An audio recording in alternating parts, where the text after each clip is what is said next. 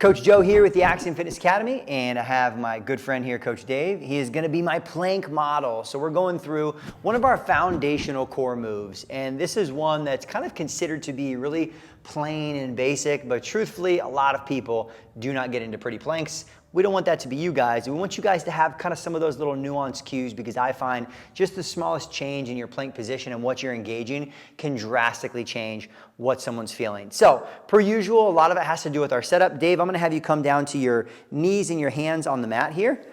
All right, so there's a couple ways we could start this out. I'm going to start us with, and we'll go from the elbows, but we'll talk about how, again, you could do this from the hands. The main thing is going to be making sure that we have the right position from our hips, or from our shoulders to our hips down to our feet. But Dave's doing a great job here with our setup as far as his elbows and his arm position. Really, we just want his elbows to be right under his shoulders, so that's going to keep it nice and in line with his body. And although over time, am I really going to worry if the hands are together? No, it's probably not the end of the world, but setting him up for creating some strong stability here. I like where Dave is with those forearms forward, and he's got a nice fist as well. We'll talk about how some of that stuff relates. So having Dave from the knees first, that way we can just focus on this position. And now what I'm going to have Dave do is, just like that, he picks his knees up 1 foot at a time, back into position. So thankfully, Dave's a pro, right? Dave's been doing this for a little while, so he's setting up in a pretty great position, but not everyone's going to do that. Common errors we're going to see, people sagging from the hips, right, where they're going to come down. And what that really does is it places more strain in that low back, and honestly, it probably places kind of some weird stress on the shoulders. So if I see this, generally, this could be a cue of, hey, maybe I'll tell Dave, hey, Dave, try to bring your hips a little higher.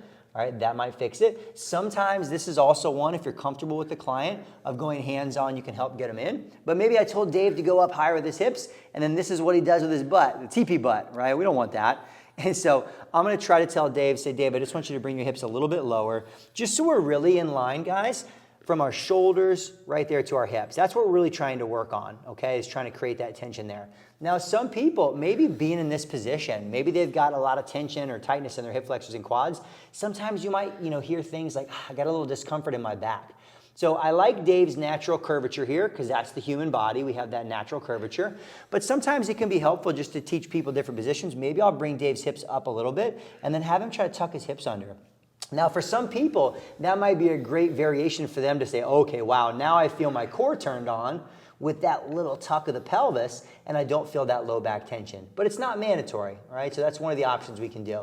So, Dave, you can rest for a second there. The other thing that we'll look at is the width of our feet. Generally, they're going to be in line with our body. Guys, if I had to tell you guys while Dave's down here, really what we're trying to simulate is like our plank position should look like I'm standing, right? Natural curvature of the lumbar spine. We're in that good line, just now on the ground. So that being said, usually hip width is going to be fine. Sometimes, again, if I have someone who's got some back discomfort or some other issues, maybe I'll have them go a little bit wider, right? Because slightly wider with the feet gives us a little bit better setup for our hips. All right, and Dave, you want to pop back up there one more time for us? And that's good. All right, so there's a lot of things that build off of this, but this is really trying to build our ability to just prevent motion in the sagittal plane, right? We're trying to prevent the extension of the hips. And so I would rather, if anything, see someone's hips up a little bit versus down. Now, let's just say maybe not only could that be a lot for somebody as far as the actual resistance. We think of planks as a basic exercise, but it does require a fair amount of strength. Well, we could apply similar principles as we do with our push-ups. So what I'm going to do is I'm actually going to pop off. I'm going to grab a box here and pull this back in. And let's just say if Dave had some strength issues, just overall, maybe he's got a lot of body weight, but we still want to work on this. Well, we could actually set Dave up. Even though our stance is going to be slightly small differences, we could set him up in just a plank position on the box. And guess what? All of a sudden now maybe he's able to hold a great position. So just keep in mind, guys, a lot of this comes down to leverage as we're thinking about the body here as well. All right, the other thing that we could do, Dave, if you don't mind coming back off there, is just setting people up, right? This is kind of where our plank and our push-up really kind of start to combine.